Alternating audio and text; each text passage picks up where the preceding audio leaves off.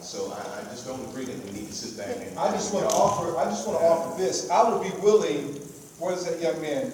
I'd be willing to come up with a few young men. You invite some young men over, and we'll talk about the Constitution. You know, you just sometimes it's just start with where you are. Okay? And you take some time to invest in other people, and all of a sudden you can start a spark. Right. I think that's a great idea. The other part of it is, and especially here in the state of Texas, we have a real battle going on and has been going on for control of the State Board of Education. The State Board of Education, right now, we're fighting for them to have oversight over this curriculum, C-scope, that I was telling you about. Most people, when we vote in the primary, we're the type of people that actually vote in the primary. Most people don't vote in the primary. The primary is when we have the opportunity to clean house in both the Republican Party and the Democrat Party. And you want to make sure, if education is our focus, you make sure that when you vote in the primary, and you know who your local State Board of Education representative is, and then you follow and make sure of what they're doing, because they have control over that curriculum. And there's a real battle going on right now in the state of Texas to hold on to the values that we cherish. So it starts in the primary. You could just pass the thing on down.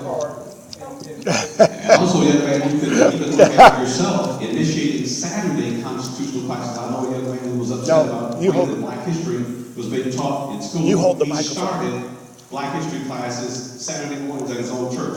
Why don't you start a constitutional class? She holds the microphone. This is a teachable moment. Right. Let me give you a microphone. Yeah, stand back over there. Back up a little bit. I have a question for the panel. And where do you envision and the different methodologies for how this is to grow, this movement is to grow? How do you envision that? And then, I know you're talking about social media and this and that, but I would suggest as well to keep in mind that what we're talking about is winning over hearts and minds. And some of them, like the Bible says, we're stiff-necked people. So we're dealing with people who, have been groomed to think that, they don't need to know that, and that's not critical. And so we need to approach them with love, first of all, and then also to understand that we have to meet them where they are, which is a different, perhaps level of education or understanding even. So how do you envision being able to do that, and then as well as, and do it, as we all know, God requires and calls us to do this all with a glad heart. So we have to do everything. Let me answer that question. Now, let me start by answering the question, because it's a very good question. That was the impetus behind me starting GodGunsConstitution. And one of the reasons why we wanted more than just one side to come together, so that we can understand and exchange ideas and be enlightened as some of the issues and struggles that people have, and the reason why they don't understand, and many reasons why we don't understand. Listen, when I would travel this country speaking at Tea Party events, sometimes I would start the meeting off with, there's a lot of you all out there who voted for Obama. It's just easy for you to hide. Y'all will get that when you go home. Because all of them was white. And don't tell me everybody who showed up didn't vote for Obama. Because it was not a pigmentation issue. It was an ideology issue. Right, correct. This is not a Tea Party event. This is designed for the community to come together, for us to be sure we have people from the community. That's why I champion Kennard this spring coming out today. It means so much. It's more important for us to come together. So to answer your question, that's why we're doing these. And it's taken on a life of its own, and I believe it's going to be relevant. We had one more person follow up, and then we have to go. Come on, you did such a great job. Don't give the microphone away. And you're on You got to that. watch this guy. I actually met Pastor Broden, although I believe I met him when I was a police officer, but I met him when he was running for office. Then last year went through a situation where we didn't have a candidate And I was talking to Kennard earlier about party politics and how Republican Party or Democrat Party is not the perfect vehicle avenue, but in an urban setting, in an election, if you want to win, sometimes playing the game. But I went through the process of running for sheriff. So I would like to ask how many people in this room, perhaps based on something you've heard today, might be a little more willing to run for something like the school board or city council or even a higher office. Is there anyone? I see a hand over here. Anyone else? Susan? Susan? Okay. That is awesome. This is where it starts. This is where it starts. Not looking from the outside asking why and complaining, but I would hope that we would take that back, you know, and that we would become candidates for office. That Kennard or Nick or anyone else in this room would one day, when they're ready, run for office. And for those who say I like to comment office, on- don't leave. We'd like to know who you are. Please I like to don't comment on what Kirk said, because, you know, a journey of 1,000 miles sometimes begins with one step. You know, I ran for state senate. My opponent had normally been getting 100 to 90-some% of the vote. This time, he got 81% of the vote. Next time, he might not get that much. But somebody has got to start the process of fighting back.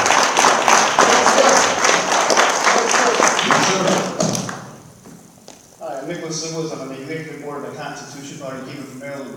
I saw you guys at the press conference the other day, and I can't tell you to come out with you guys.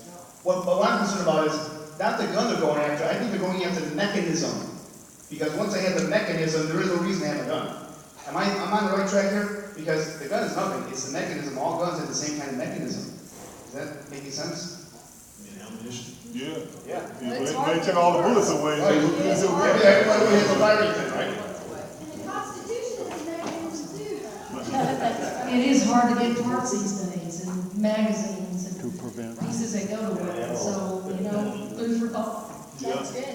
Very good. Yes, sir. Good. I think we need to thank the Democratic senators, too, Senator Cruz and also Senator Paul, because, I mean, a lot of times the opposition thing, we never heard right now the rights, sometimes rights the wrong reasons too. I mean, I think Ralph Nader, he's still the hell of a rock, you know, was too happy in the opposite perspective, Senator Helms, him and Wilson were guilty, they're probably absolutely police perspective too. And Howard Johnson in London, Brady Burton said, you lose America, you lost the will. You don't lose the Russian invasion, you lose the atomic bomb, you lose and lost the will. You lose Western civilization, you lose America. You lose save America, save Western civilization. You know, and also America built by tax rebels, not taxpayers. I'm not hearing that like in the 70s. Thank you, sir. Thank you, sir. I just want to answer, I don't know, I think both Kennard and his question to a certain degree. There are places where you can go and learn on your own, because that's what we need to start doing here in the U.S. a little bit more, a whole lot more, is being our own educator, going to find books and CDs and DVDs. Just be sure you got the right ones. I can give you a list.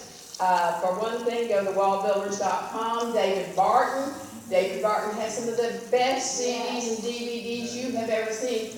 As a matter of fact, he has one on black and white in American history. That's fantastic. He has one on God and the Constitution. He has one on, I don't know, just look at his list, because under wallbuilders.com, David Barton go to the library and you know, issues and articles. Oh, under issues and articles, he has a 3 or 4 page deal about the most biblically hostile U.S. president. Guess who that is? That we have ever had. And you need to read what he has been doing. And I can attest to it, because I would not have buried my husband in a military cemetery if it hadn't been for Kelly Shackelford and Liberty Institute taking up the Houston atheist ladies, you know, that against the Veterans Administration. And then there's 2 more. RickGreen.com, and he's a constitutional lawyer, and he goes out and around, and he has some DVDs that he sells. Rick Green. And Chris Ann Hall is great from Florida. That's KRISANNE Hall.com. Yep. She's great. You have a comment? Yeah, I wanted to comment a little bit about, on what, Kennard and his friend were talking about in reference to how do you become active. And once somebody made a good suggestion about starting with one church, but what it helps to have some camaraderie. Here in the Dallas area, we have an organization called Game Changers. What we focus on is the black community. And we're talking about all these. We come from a purely a biblical and constitutional perspective in how we look at these issues. So basically, if you would just contact me, we'll find a way to work with you in Houston and put you in contact with some people down there, as well as I'll probably take the trip away when it comes to it. That's right, and you can listen to Eugene on WBTM. Oh, yes, well, yeah. WBTM.org, you can listen to the radio program. Both Alice and I have a radio program that's logged. The name of the program is called The Principal Connection. I deal with the issues from a principle. The principle of the Bible. Here's about $20 for the gas to make the trip. Serious. Another question there? Great. Another question? Yeah, I just wanted to throw an idea out, me and some Stand by the step. Stand by the step. me and some Back up, friends Ed. were, trying to think of some way to drum up some more support at the tea parties, and we really need to get some younger people in. And so one idea we come up with, and I just wanted to throw it out so everybody could hear it, and that would be to put together some little cards explaining when the tea party's going to be in a week or so or something, and pass them out at the junior colleges or something to try to get those young people in. You know, that we got to get an outreach going here. Well, let me address that very candidly. This is not about the Tea Party. Right. This effort, I believe the Tea Party was relevant and it still has its place. But this has to be about principles. Because if you say Tea Party, you're going to chase the people away. Because they had created a narrative. And the liberals created a narrative, whether we like it or not. And the Tea Party is relegated and quote unquote known for their ranting and their being upset and being divisive. There's a purpose in that. Don't get me wrong. I've spoken at over 300 Tea Parties throughout this country, so I can be critical of it. I've earned that right. And I hope you don't take me wrong, sir, but this is the next level. This is God. This is and this is the Constitution. Okay? This is the next, thank God for the Tea Party because it's brought us to this next level. Okay? And so that's how we're going to have to address this. This is not a stepping stone for the Tea Party. This is not. That's very clear. We're very clear about that. What they have done. It's proved to have a purpose in it. But this is not about trying. And let me tell you something. This is not trying to recruit people to the Republican Party.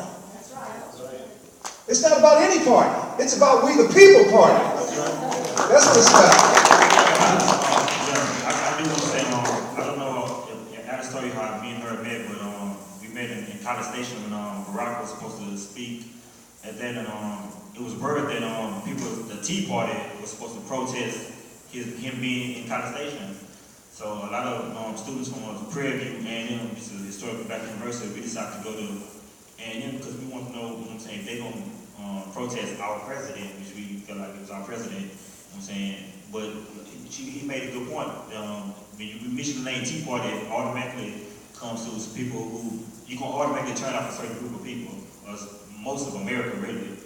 So, another person asked, how do we get more people involved, more young people, or different ethnicities, is exactly how Alice got me to, because when I met her, we actually had opposite viewpoints about Obama or his agenda, but as you can see now, we are like the best of friends. She's very special to me, and I appreciate her inviting me here, but the love that she had, we talk about, it's amazing how y'all put God into this too, because it showed that she really had God in her heart. I think the way to get more people, young people, or other people to join, not just the Tea Party or the Republican Party, or just to look at America, what America is for, that black people and white people come together under God to do what's best for everyone. She listened to what I got to say about the inner city, I listened to what she said about her neighborhood, and we come together for what's for this for everyone. So I think if you want to get more people on, the best thing to do is to reach your hand out, be kind to each other, love each other, what the Bible says. Let's go ahead and protest, so people don't have a right to protest against the president, but nevertheless, yes, ma'am. You know, what I think is that it's time for conservatives, people that love the country, to develop the spine and the backbone. I don't think that we're supposed to surrender because somebody labeled one of the organizations that's keeping this country strong, that the liberals put a label on it, then we surrender the label to something else. First, you know, abortion was murder. You're not allowed to say murder no more. You gotta say abortion. Every time we have a viable candidate, you know, they attack him, they attack Herman Cain, they attack Santorum, and we back off, and then they give us somebody that created Obamacare before Obamacare. You know, we gotta be able to make a stand somewhere, and because the liberals, they are gonna attack what bothers them, right? The Tea Party bothered them, and they attacked. And so when they attack, we surrender. And then we go, oh, well, we ain't gonna support Tea Party no more, bad, boo, Tea Party. You know, then we go to what? And whatever else we get that's effective, they're gonna attack that, and then we're gonna run somewhere else. You know, where will we stop? That's why it's gotta be at the local level, creating relationships one-on-one. All right, let's say we go coming out. Just get here. Okay, I have to agree with Reverend Lawson and disagree with William Owenson. I think he's falling for the media persecution of the Tea Party. I've been with them as long as you can imagine, and I haven't seen this divisive and evil stuff. We've actually had the NAACP come to our group and ask us to help with the school situation, the public school situation. And I've been privileged in the last few weeks to be Archbishop Land, and we're doing all kinds of stuff together. He's over 17 churches in black churches in East Texas. So as far as being racist or controversial, you know, the Constitution, if that's controversial, that's us. And one of the other things is I helped start East Texas Constitutional Alliance, which was 47 Tea Party groups in East Texas over to Louisiana. And it's certainly, you know, we're all about Constitution. So anytime when you say Tea Party is over, rather than dividing us up, we need to be uniting us together and working together. And I think that happens at the local level, just like what you're talking about. Right, let me respond to that. First of all, I never said the Tea Party was over. What I'm saying is this, that when you talk about the Tea Party in the light of this context of trying to recruit people to it, okay, that's my point here. I'm not saying that the Tea Party is over, never had that in my mind. I still speak at Tea Party efforts. But it's important to understand and define the narrative. And one of the reasons why we have to do that, because if media gets a whiff that this is Tea Party, imagine what their spin is going to be. That's what their spin. Now let me just. I understand, but you know what? And I understand that. But my point is this, though. My point is this. Let's be clear that at the end of the day, it's not so much what we believe to be the truth. It's what they want the public to believe to be the truth. That's what I'm talking about strategy, people. That's all I'm talking about here. We're on the same page. Okay? I'm not trying to get them to come in. I'm not trying to get them to come in, because if you're trying to spend your time and your energy and your effort for what those who are not on your side are trying to do, you're going to be on point with what you're supposed to do. And in many respects, but let me just say this, in many respects, your narrative is a reaction to theirs. The narrative that we're creating here is God, Guns, and the Constitution. And as we continue to push that narrative forward, let that be on the tip of the arrow. And the Tea Party can have a part of this just like the Republican Party. Just like the Democratic Party. My point is this, and I'll close with this. This is my point. We don't have applications out there for people to join the Republican Party. I'll close with that. Yeah, you can tell that there's a big fight going on with the Republican Party. John McCain, Lindsey Graham attacking, of course, Rand Paul and Ted Cruz when they did the filibuster this week. So there's a big problem going on in the Tea Party and the Republican Party. But that's my point, and I don't want to be a part of that mess. Exactly. But that's why I say we all. I want this to stay pure, yes, and I want it to stay on point with the issues that matter. And we all need to go to the movies this week and see G.I. Joe. Now I know that may sound very, very flippant. But in the movies, those who are working for global governments, as they get ready to destroy the Constitution and make America a nation state, G.I. Joe has a very significant message in it. There's another movie out there, I just forgot the name of it. It's a documentary that's come down. Okay, now Bill Cooper wrote the whole Pale Horse, but there's another movie that they're advertising right now that has an even greater message about the destruction of America and America becoming a nation state. Now, all the talk that we've had today about the Constitution, I don't think we've even got to the point to talk about global governance. Right. And Pastor, you know that they're trying to come up with a 10 region to bring forth a global government. Well, we have to summarize everything. We have to be sensitive to the fact that we've been in church for a long time, and we have to bring things to a close. But let me just say, let me make it clear that I equate all these parties as equal. Tea Party, Republican Party, Democrat Party. All I'm saying is this is not a place to recruit. This is a place to communicate the principles of God, guns, and the Constitution. That's what I'm saying. And that's what I want to be clear of. Listen, I've always been an advocate for all these parties because I believe at the end of the day we're all shooting for the same objective, and that's to win our country back.